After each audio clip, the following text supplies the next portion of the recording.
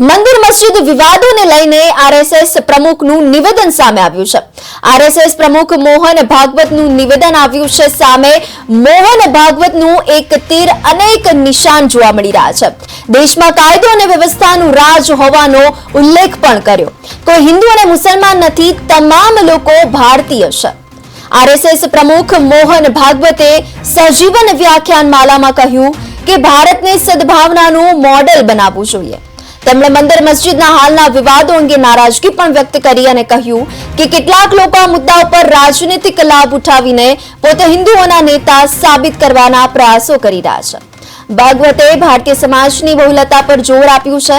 તમામ કાયદા અને નિયમોનું પાલન કરવાની જરૂર પણ જણાવી હતી। આરએસએસ પ્રમુખ મોહન ભાગવતે દેશમાં સદભાવનાની ભલામણ કરી છે અને મંદિર મસ્જિદ અંગે શરૂ થયેલા આ નવા વિવાદો અંગે નારાજગી પણ વ્યક્ત કરી હતી। તેમણે હાલના વિવાદો અંગે પોતાની વાત કરતા કહ્યું કે અયોધ્યામાં રામ મંદિર નિર્માણ બાદ એવા વિવાદ ઉઠાવીને કેટલાક લોકોને લાગે છે કે તેઓ હિન્દુઓના નેતા છે।